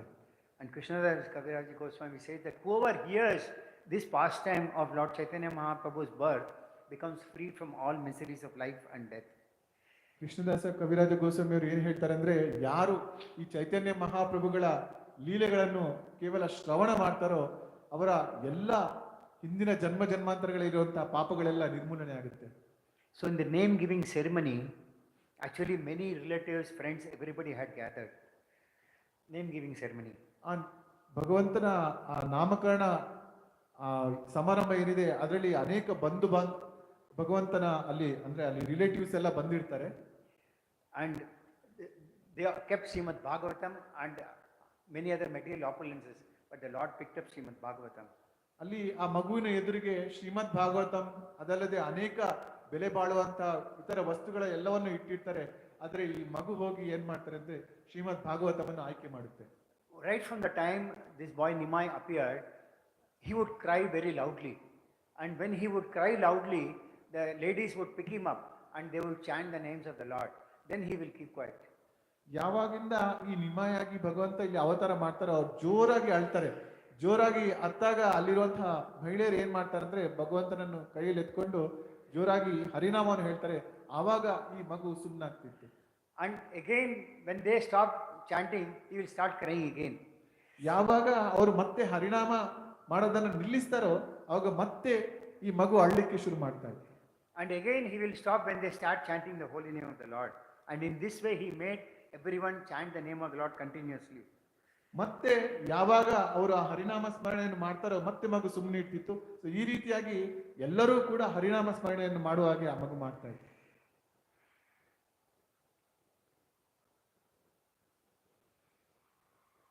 Yeah, many pastimes, but there is no time. So what I can do is, we'll see if there is any short pastime. Yeah, one time when Nimai was a child, he was very mischievous, and he was not only mischievous, he was very, very scholarly. ನಿಮಾಯ್ ಅಂದ್ರೆ ಚೈತನ್ಯ ಮಹಾಪ್ರಭು ತಮ್ಮ ಬಾಲ್ಯಾವಸ್ಥೆಯಲ್ಲಿ ತುಂಬಾ ತುಂಟತನವನ್ನು ತೋರಿಸ್ತಾ ಇದ್ರು. Not only that, when he appeared, there were a lot of miseries in the town, but as soon as he appeared, all the calamities disappeared. ಯಾವಾಗ ಚೈತನ್ಯ ಮಹಾಪ್ರಭು ಅವತಾರ ಮಾಡೋದಕ್ಕಿಂತ ಮುಂಚೆ ಅಲ್ಲಿ ತುಂಬಾ ಅನೇಕ ತೊಂದರೆಗಳು ಇರ್ತವೆ. ಆದ್ರೆ ಎಲ್ಲ ತೊಂದರೆಗಳು ಕೂಡ ಭಗವಂತನ ಅವತಾರ ಮಾಡಿದ ಮೇಲೆ ಎಲ್ಲ ಶಮನವಾಗುತ್ತೆ. The demigods appeared in various forms in disguise, and they were eager to see this boy. ದೇವತೆಗಳು ಕೂಡ ಬೇರೆ ಬೇರೆ ರೂಪದಲ್ಲಿ ಅಲ್ಲಿ ಅವತಾರ ಮಾಡ್ತಾರೆ ಈ ಮಗುವನ್ನು ನೋಡಕ್ಕೋಸ್ಕರ. So the normal people thought, who are they? Have they come to? Are they thieves? Thieves. ಈ ಸಾಮಾನ್ಯ ಜನರು ಏನ್ ಅನ್ಕೋತಾರೆ, ಇವ್ರು ಯಾರೋ ಬೇರೆ ಜನಗಳು ಬಂದಿದಾರಲ್ಲ, ಇವ್ರು ಏನಾದ್ರು ಕಳ್ಳರಾಗಿದ್ದಾರ ಅಂತ. So then they started chanting Narsimha, please protect this child. ಅವಾಗ ಅಲ್ಲಿರುವಂತಹ ನವದ್ವೀಪದ ನಿವಾಸಿಗಳು ನರಸಿಂಹ ಈ ಮಗುವನ್ನು ರಕ್ಷಣೆ ಮಾಡುವಂತ ಪ್ರಾರ್ಥನೆ ಮಾಡ್ತಾರೆ. Because they have never seen such personalities before, but actually they were demigods in disguise. ಯಾಕಂದ್ರೆ ಇಲ್ಲಿ ದೇವತೆಗಳು ಬೇರೆ ರೂಪದಲ್ಲಿ ಬಂದಿದ್ದಾರೆ, ಅವರನ್ನು ಯಾವತ್ತಲ್ಲಿ ಅವರು ನೋಡಿರೋದಿಲ್ಲ. One time when the Lord started crawling in his house, he came out and he saw a snake. ಯಾವಾಗ ಭಗವಂತ ಬಾಲಕ ರೂಪದಲ್ಲಿ ಇರ್ತಾರೋ ಅವರು ನೆಲದಲ್ಲಿ ಹರಿದಾಡ್ತಾ ಎದುರು ಹೋಗ್ತಾರೆ, ಅಲ್ಲಿ ಒಂದು ಹಾವನ್ನು ನೋಡ್ತಾರೆ. As soon as he saw the snake, he embraced the snake. ಯಾವಾಗ ಹಾವನ್ನು ನೋಡ್ತಾರೋ ಆ ಹಾವನ್ನು ಹೋಗಿ ಈ ಮಗು ಅಪ್ಪಿಕೊಳ್ಳುತ್ತೆ. And the snake also coiled the Lord. ಆ ಹಾವು ಕೂಡ ಈ ಭಗವಂತನ ಸುತ್ತ ಸುತ್ತಿಕೊಂಡು ಇರುತ್ತೆ. When all the residents saw, they were all amazed and shocked. ಯಾವಾಗ ಅಲ್ಲಿನ ಈ ನಿವಾಸಿಗಳೆಲ್ಲ ಇದನ್ನು ನೋಡ್ತಾರೋ ಅವರಿಗೆಲ್ಲ ಆಘಾತ ಆಗುತ್ತೆ. But the Lord was very cool and he was smiling. ಆದ್ರೆ ಭಗವಂತ ತುಂಬಾ ಶಾಂತವಾಗಿರ್ತಾರೆ ಮತ್ತು ನಗ್ತಾ ಇರ್ತಾರೆ. The people around, they started shouting Garuda, Garuda, because Garuda is an enemy of snake. ಅಲ್ಲಿ ಮಗುವಿನ ಸುತ್ತ ಇರುವಂತ ಆ ಜನರೆಲ್ಲ ಗರುಡ ಗರುಡ ಅಂತ ಕೂಗ್ತಾರೆ, ಯಾಕೆಂದ್ರೆ ಗರುಡ ಅಂದ್ರೆ ಆ ಹಾವಿನ ಶತ್ರು. So as soon as he heard Garuda, Garuda, the snake started to leave, but Nimai didn't want him to leave. ಅಂದ್ರೆ ಯಾವಾಗ ಗರುಡ ಗರುಡ ಅನ್ನೋ ಶಬ್ದ ಆ ಹಾವು ಕೇಳಿಸುತ್ತೋ ಆ ಹಾವು ಅಲ್ಲಿಂದ ಹೊರಟು ಹೋಗಕ್ಕೆ ಪ್ರಯತ್ನ ಮಾಡುತ್ತೆ. ಅರೆ ನಿಮಾಯ್ ಅದನ್ನು ಹೋಗ್ಲಿಕ್ಕೆ ಬಿಡ್ತಾ ಇಲ್ಲ. This snake was none other than Ananta Shesha. ಈ ಹಾವು ಬೇರೆ ಯಾರು ಅಲ್ಲ, ಸ್ವಯಂ ಅನಂತ ಶೇಷ. And then as soon as he left, the ladies all gathered together and started offering prayers for the Lord's safety. ಯಾವಾಗ ಈ ಅನಂತ ಶೇಷ ಅಲ್ಲಿಂದ ಹೊರಟು ಹೋಗ್ತಾರೋ ಅಲ್ಲಿರುವಂತಹ ಎಲ್ಲ ಮಾತೆಯರು ಒಟ್ಟಿಗೆ ಆಗ್ತಾರೆ, ಮತ್ತೆ ಈ ಮಗುವಿನ ಸ್ವಾಸ್ಥ್ಯಕ್ಕೋಸ್ಕರ ಎಲ್ಲರೂ ಕೂಡ ಪ್ರಾರ್ಥನೆಯನ್ನು ಸಲ್ಲಿಸ್ತಾರೆ. With this I conclude the class for the day. I think you can take some questions. ಪ್ರಭು ಇಲ್ಲಿಗೆ ತರಗತಿಯನ್ನು ಕೊನೆಗೊಳಿಸ್ತಾ ಇದ್ದಾರೆ. ಯಾರಿಗಾರು ಏನಾದ್ರು ಪ್ರಶ್ನೆ ಇದ್ರೆ ಕೇಳ್ಬೋದು.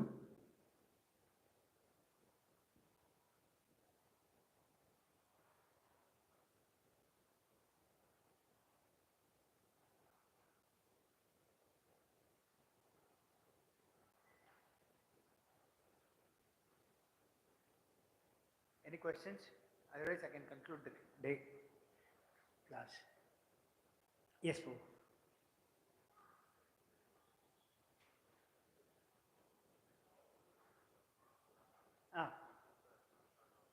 Yes.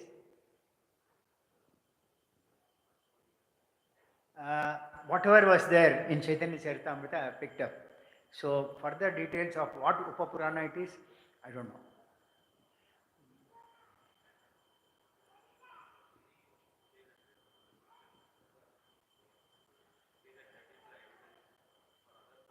Yes. Yes.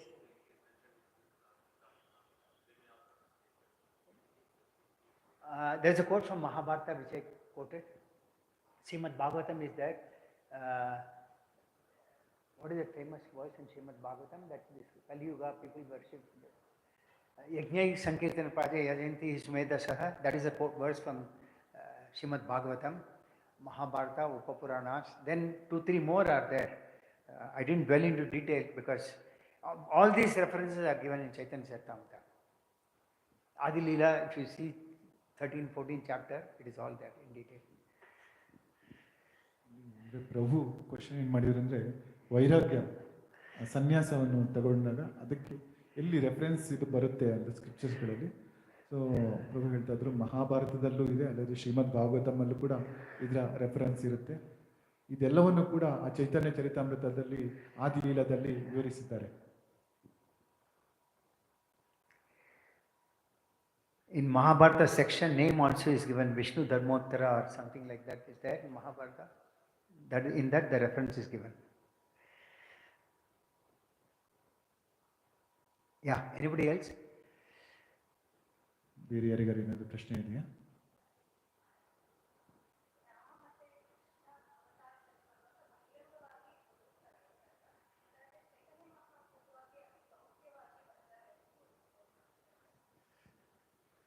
What is the question? Like in while incarnating as a Krishna and Rama, he openly showed that he is a godly incarnation.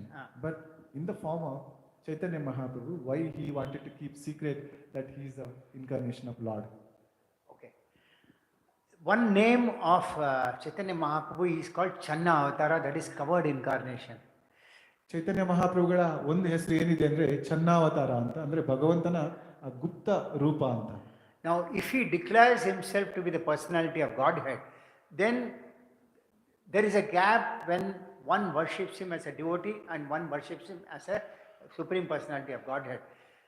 As mentioned before in the beginning itself, the Lord wanted to release that love which a devotee offers to the Supreme Lord. ಇಲ್ಲಿ ಭಗವಂತ ತಾನು ಸ್ವಯಂ ಭಗವಂತ ಅನ್ನೋದನ್ನೇ ಅಲ್ಲಿ ಘೋಷಣೆ ಮಾಡಿಬಿಟ್ರೆ, ಭಗವಂತ ಮತ್ತೆ ಒಬ್ಬ ಭಕ್ತ, ಆ ಭಕ್ತ ಯಾವ ರೀತಿ ಪ್ರೀತಿಯಿಂದ ಭಗವಂತನ ಸೇವೆ ಮಾಡ್ತಾರೆ ಅನ್ನೋದು ಅಲ್ಲಿ ಮಿಸ್ ಆಗ್ತಾ ಇತ್ತು. That means if he comes as an incarnation, he can't relish that which a devotee relishes. ಭಗವಂತ ಅಂದ್ರೆ ಭಗವಂತನ ಅವತಾರದಲ್ಲಿ ಬಂದು ಭಗವಂತ ಸ್ವಯಂ ಆಗಿ ನಾನೇ ಭಗವಂತ ಅನ್ನೋದನ್ನು ತಿಳಿಸ್ಕೊಡ್ತಾ ಇದ್ರೆ, ಒಬ್ಬ ಭಕ್ತ ಯಾವ ರೀತಿಯಾಗಿ ಭಗವಂತನ ಸೇವೆ ಮಾಡ್ತಾ ಆ ರಸವನ್ನು ಅನುಭವಿಸ್ತಾರೆ ಅನ್ನೋದನ್ನು, ಆ ರಸವನ್ನು ಅವರಿಗೆ ಅನುಭವಿಸ್ಲಿಕ್ಕೆ ಆಗ್ತಾ ಇರಲಿಲ್ಲ. He mentioned that he becomes subservient to one who considers him to be equal or inferior. So the Lord becomes subservient to one who considers himself to be higher than the Lord himself. ಅದರಿಂದ ಇಲ್ಲಿ ಭಗವಂತ ಏನು ಹೇಳ್ತಾರೆ ಅಂದ್ರೆ, ಯಾರು ಭಗವಂತನ ಭಕ್ತರು ಮತ್ತೆ ಅವ್ರು ತಿಳ್ಕೊಳ್ತಾರೆ ಒಬ್ಬ ಭಗವಂತನ ಭಕ್ತನಿಗಿಂತ ಭಗವಂತ ದೊಡ್ಡದಲ್ಲ, ಅಂದ್ರೆ ಅವರು ಉನ್ನತರಲ್ಲ ಅಂತ ತಿಳ್ಕೊಂಡಾಗ ಅಂತವರ ಭಗವಂತ ದಾಸರಾಗ್ತಾರಂತೆ. That the Lord cannot relish in his incarnation as a Lord himself. He relishes that in the form of a devotee. ಆದ್ರೆ ಈ ರಸವನ್ನೇನು ಅನುಭವಿಸಬೇಕು ಅವರು ಸ್ವಯಂ ಭಗವಂತನಾಗಿ, ಆದ್ರೆ ಈ ರಸವನ್ನು ಅವರಿಗೆ ಅನುಭವಿಸ್ಲಿಕ್ಕೆ ಆಗ್ತಾ ಇರಲಿಲ್ಲ. ಅದಕ್ಕೋಸ್ಕರ ಒಬ್ಬ ಭಕ್ತನಾಗಿ ಆ ರಸವನ್ನು ಅವರು ಅನುಭವಿಸ್ತಾ ಇದ್ದಾರೆ. Is it clear? Thank you all very much. If anybody other got question, they can come and ask me in person. ಬೇರೆ ಯಾರಿಗಾದ್ರೂ ಏನಾದರೂ ಪ್ರಶ್ನೆ ಇದ್ರೆ ವೈಯಕ್ತಿಕವಾಗಿ ಪ್ರಭುಗಳನ್ನು ಮೀಟ್ ಆಗಿ ಅವರು ಪ್ರಶ್ನೆಯನ್ನು ಕೇಳ್ಬೋದು. ಹರೇ ಕೃಷ್ಣ. श्री चैतन्य महाप्रभु की ಜಯ. हरे कृष्णा कृष्णा कृष्णा हरे हरे हरे